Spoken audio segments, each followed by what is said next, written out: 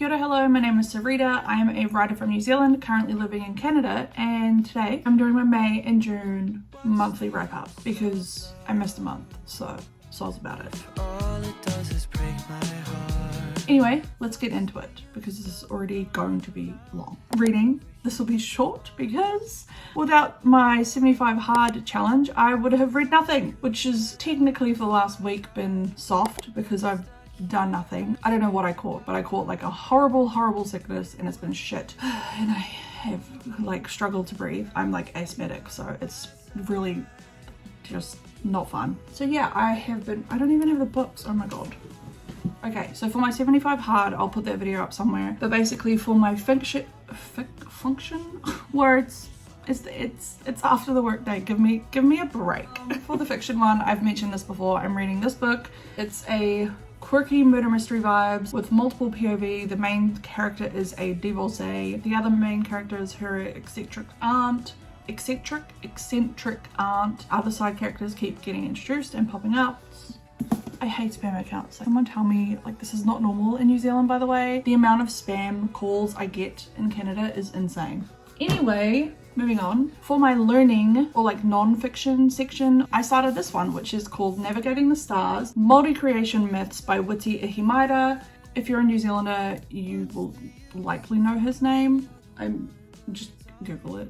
So I've been loving this so far. I already know a lot of Māori myths. I loved myths and legends when I was growing up, like any culture, any ancient myths and legends was like, I read everything from the library. Māori culture was usually oral, except for the ones that they like, well, they had some Maui storybooks in the library when I was a kid in New Zealand. There are more now, which is great. Fun fact I wanted to share about this is that I find it really cool how he weaves like the oral history element of Māori myths and legends, but then he is almost weaving together like proven knowledge of like genealogy and science and history in the way that you map like the pathways that Pacifica and Māori people took from like Africa and how they traveled like east across like the Middle East into Asia, and then what happened with sea levels rising and how they ended up traveling out into the oceans. And then I'm getting excited and then like in Māori mythology, Māori people came from Hawaii, and so it's kind of explores how like they navigated down that way across the Pacific Ocean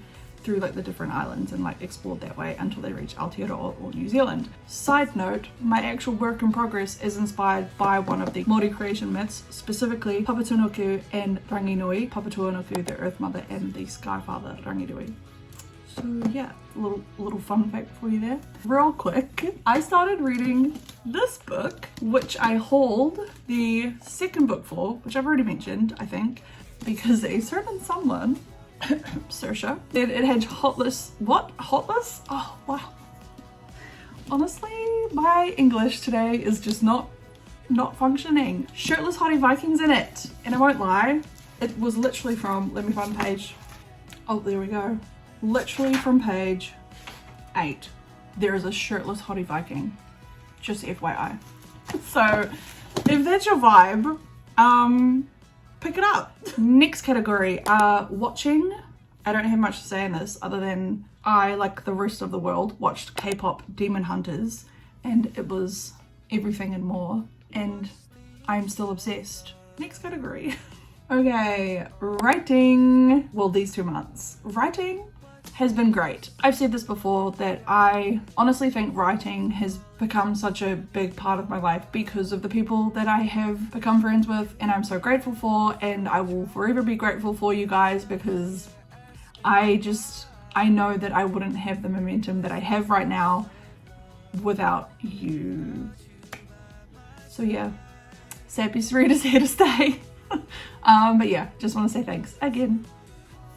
Okay, quick month recap. I had to write this down because I'm a goldfish. I did the 3-day 30k challenge. I did vlog that. Obviously, I was not targeting 30k. The challenge was really good to teach me a lot about like methods that work for me and my brain. If you don't know, I have ADHD and like mild autism. The challenge creator, AK Mulford, who is a hybrid author with traditionally published and self-published books, has ADHD, I believe, and so she has a lot of methods that she uses that helps people with similar neurodivergent tendencies. So yeah, I learned a lot about myself and how to, I guess, just work through my own struggles with writing, and so that was a great experience for me. In terms of word count for May, I got to just under like 11k, which is fair, but like never hit that number before in like such a short amount of time. And I finished 3 chapters, which was great because it meant that I reached the end of Act 1, and then I also realized that I'd like veered away from my outline, which also, being like me, meant that I didn't have enough because I need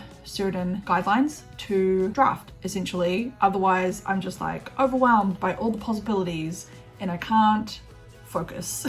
Basically, I think I vlogged this, but I ended up re-outlining from like chapter 8 onwards. So I did want to say special thank you to Tanya, one of my authortube besties. Tanya's been an absolute doll.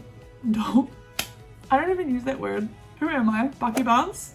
No, Tanya's been like the best at just helping me work through like plot, and I'm just grateful. I did want to mention a specific moment. She helped me realize if I took out my main antagonist, like if I just plucked him out of the story and put him, like just threw him away and left all the rest of the characters in my book, it would shift from being like a fantasy with like a romance subplot, and I feel like it would become like a romantasy book. I don't mind reading romantasy book, that's not like the vibe that I'm going for. So I was like, oh, okay, I see from that perspective how to change the character actions. So like knowing that, I was able to go back in and kind of make the characters a little bit worse.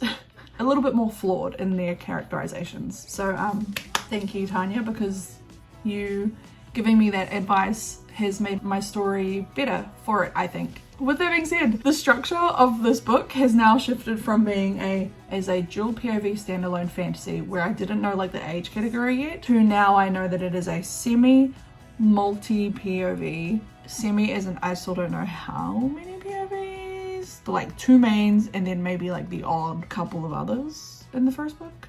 So a semi multi POV adult fantasy standalone, maybe, with definite trilogy potential, slash it kind of is a trilogy now, which I know like from people saying in their query letters that like you don't want it to be a trilogy, but I'm like, well, it's a trilogy now. Moving on. All over the place, sorry about it. Word count, so didn't draft obviously, but the total word count is over 10k, except it is a freaking mess because I'm not even joking. I went into chapter 8, went enter, and just started outlining again, which everyone who is organized probably won't like that because I still have the rest of my other outline like below it.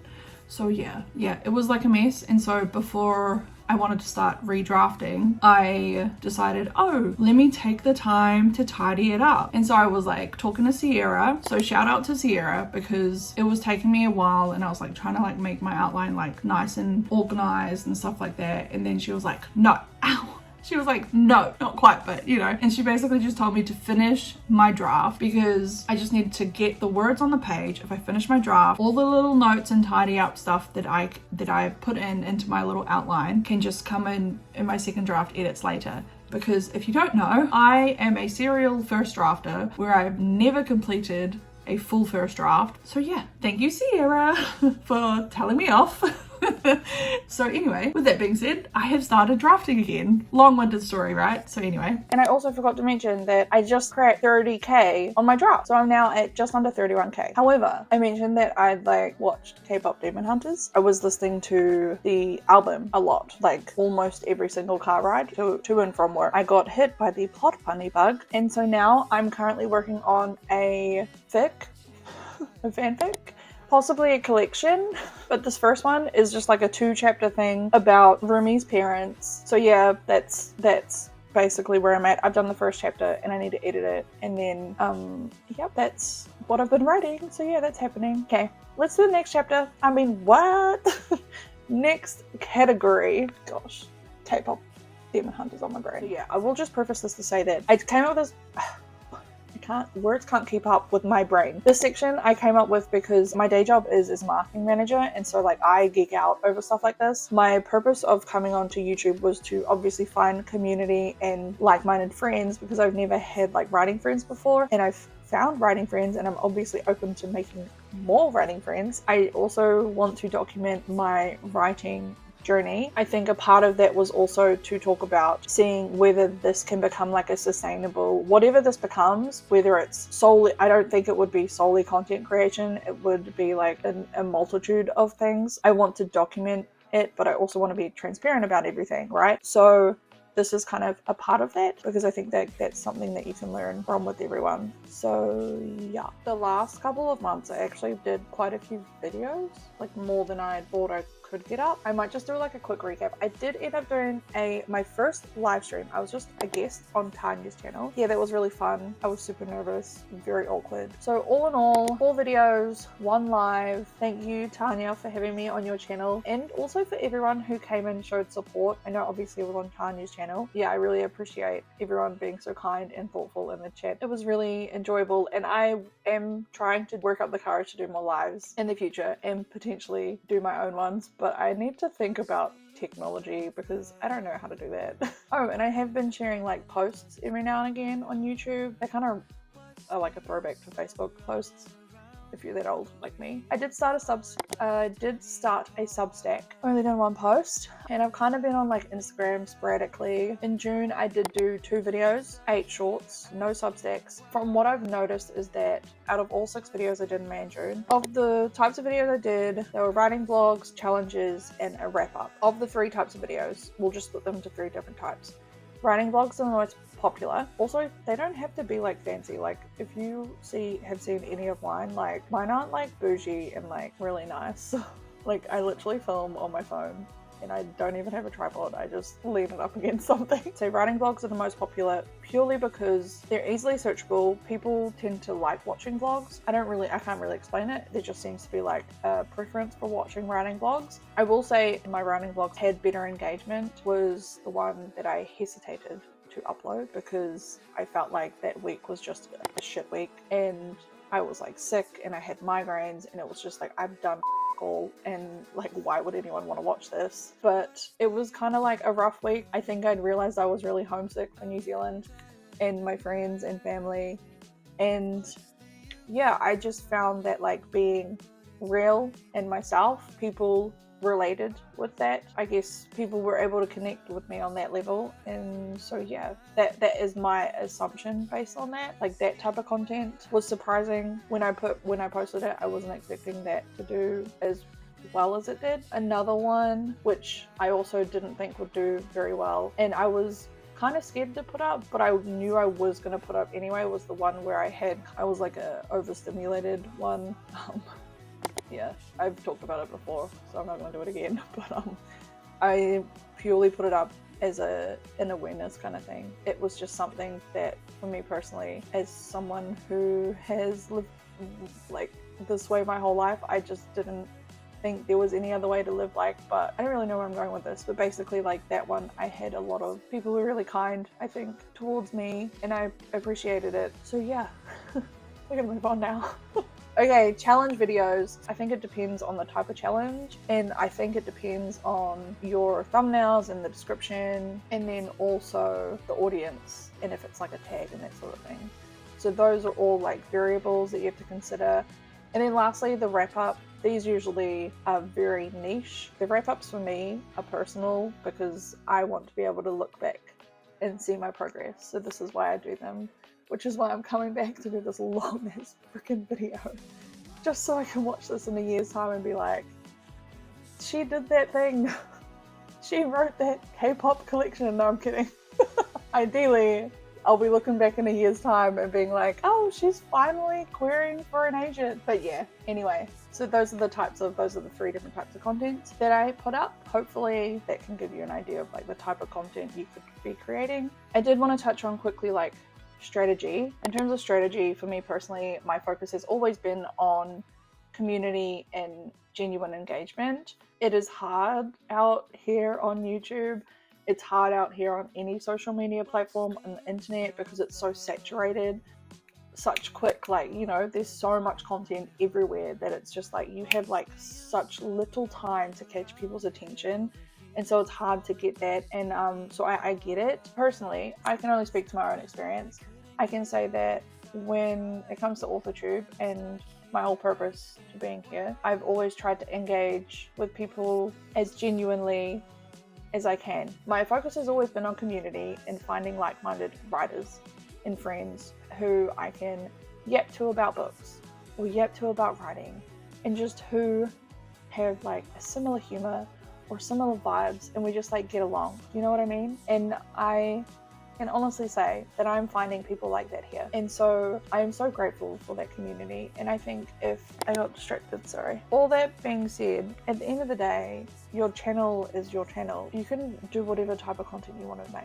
You know what I mean? I do think the key things to remember with social media, and YouTube is a social media platform, let's not forget, is that even though it is like used as a search engine and like TV platform and that sort of thing, is that social media it's social. So while there is content on here, there is a social element, and it's not all about like numbers. And so I think if you want any sort of strategy, if we are going to talk strategy, I think it's really important to remember that everyone on here is a person, they're all human, and when you're interacting with people, it's important to remember that if someone's commented on your video, people have taken the time and space to leave a message for you. And so I think for me personally, at least, I look at the way that I interact with people on any social media platform and any sort of like interaction in a reciprocal nature. It's kind of like the do unto others what you would have done unto you. Is that from like the Bible or something? I don't know. Like, treat others how you want to be treated, right? Like, it's the same as social media. Like, if I'm going to go and comment on someone's video, I'm going to make sure I watch the whole video so that I can leave like a genuine comment and show that I'm being thoughtful in the way that I am responding to their content, that they've obviously spent time and possibly money, or like, I mean, time is money. Let's be real. So, you know, like, I'm gonna be thoughtful in the way that I respond to their content that they've put together, because like, I know what that's like. I do the same thing here right now, and like, yeah, maybe my content is a bit like I'm not saying anything, but do you know what I mean? I think it's important to just think about how interactions are perceived, because it's not always just about numbers. Where am I going with this? I think it's important to remember that like it can be easy, especially on social media, and like, I work in marketing and I can see it all the time. It can be so easy to get caught up in the numbers game and be like, oh, like, we need to hit this figure or this sale, blah blah blah. Whereas like the reality is like, we're all people. We're all people. Like, that's it. We're all people. We all like writing. We all like books, usually. In this, I mean, in authortube. Like, I mean, we're writing, so I'm assuming we like books. Sounds like a lot of us like K-pop Demon Hunters too. So my whole purpose of bringing this up was, I know I talk about marketing, and I know I talk about marketing and trends and like what's like going on in the industry, or like other things like that every now and then. Maybe a lot for some people, I don't know. I did want to just emphasize that like, I geek out about that stuff because I just, it's one of my special interests. It's just one of the things that I just nerd out about, okay? It also is not the be all and end all. And so I just wanted to like emphasize that it's not the most important thing, especially for people with other, you know, social media channels. It's not the most important thing. I guess that was the point, the little like segue from types of content. But yeah, let's like move on. Hopefully that made sense to you. Editing me is probably gonna be really annoyed because I know I rambled for a very long time. Anyway, last category is life update. Ugh, I've been dreading this. Okay, school is officially out. I am currently trying not to cry because my oh no. Okay. I'm currently sad because I'm gonna rush through this. Okay, I'm currently a sad girl because my kids have gone home to New Zealand, and I don't want to talk about it because I miss them, and my coping mechanisms are to drown myself in distractions like reading and writing and live streams, I guess. I talk to them a lot, like every day, multiple times a day. So yeah, that's my update. And it's just me and my husband. And we're about to go play tennis apparently. Anyway, I think I did mention, I'm also thinking about popping my channel live stream Cherry. I just have to figure out the technology first. So, I'll let you know when that happens. That's my update. Thank you so much if you got this far. Leave a cherry down below. And yeah, let me know how the last couple of months have been going for you. May and June, like with anything that's been going on with you guys. I'd love to know how your projects have been going, if you've been reading anything, if you've been watching anything, if you've got any plans for the summer. Thank you so much for watching. Bye!